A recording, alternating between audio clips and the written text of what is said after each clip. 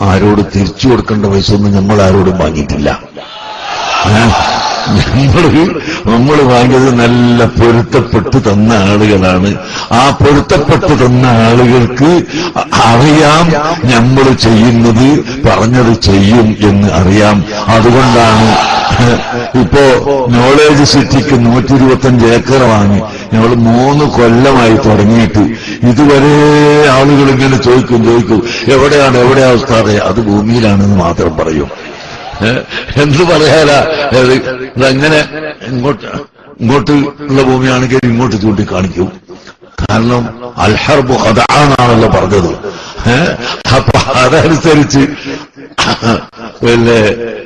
വാങ്ങി അങ്ങനെ ഞങ്ങളെ കൊണ്ട് കഴിയുമെന്ന് തോന്നുന്നത് കടം കുറച്ചുകൊണ്ട് നല്ല കടമുണ്ട്. എന്നാലും ശരി, ഉദ്ദേശിച്ച സ്ഥലം ലഭ്യമായതിന് ശേഷം കമ്മിറ്റി യോഗത്തിൽ അത് പറഞ്ഞതോടുകൂടി അത് വെളിച്ചത്തായി.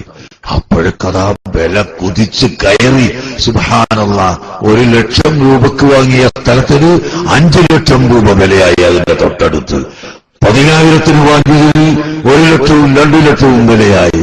മർക്കസിന്റെ കോംപ്ലക്സ് വരുന്നുണ്ട്. അതുകൊണ്ട് ഞമ്മക്കത് വേണം എന്ന് പറഞ്ഞ് പരക്കം പാറ്റിൽ ഇപ്പൊ രാവിലെ ഒരു 100 ബ്രോക്കർമാരുണ്ടാവും അവിടെ. അതിന്റെ പരിസരത്തുള്ള മുഴുവൻ സ്ഥലത്തിനും വില കൂടി. ഏതായിരുന്നാലും നന്നായി, ജനങ്ങൾക്ക് വില കിട്ടിക്കോട്ടെ. അപ്പോ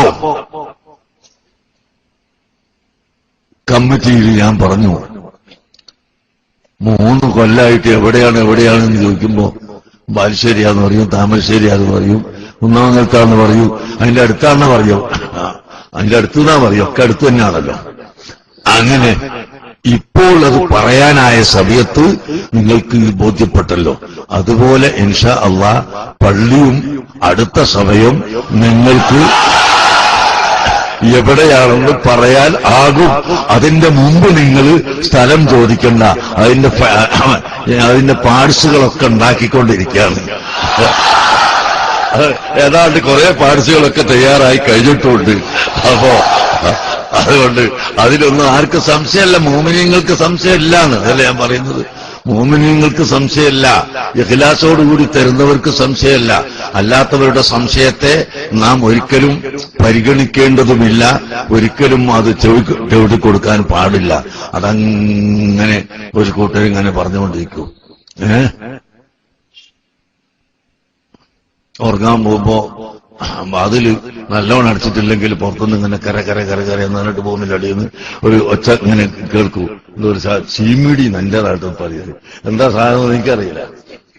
ഇവിടെ എന്താ പറയുക? പീക്കാ കുഞ്ഞ.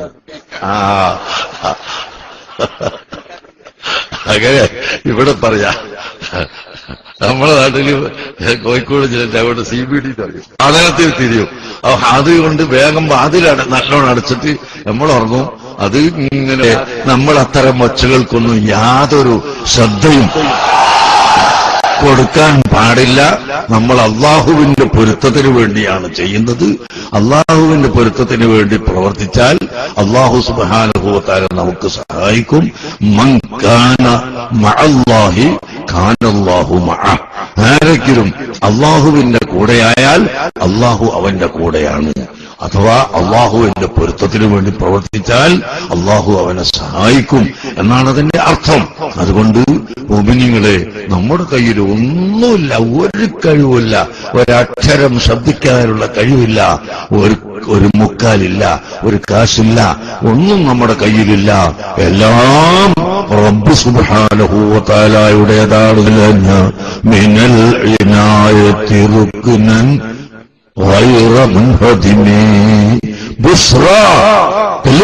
بشرى لنا معشر الإسلام إن لنا من العناية ركنا غير منهدم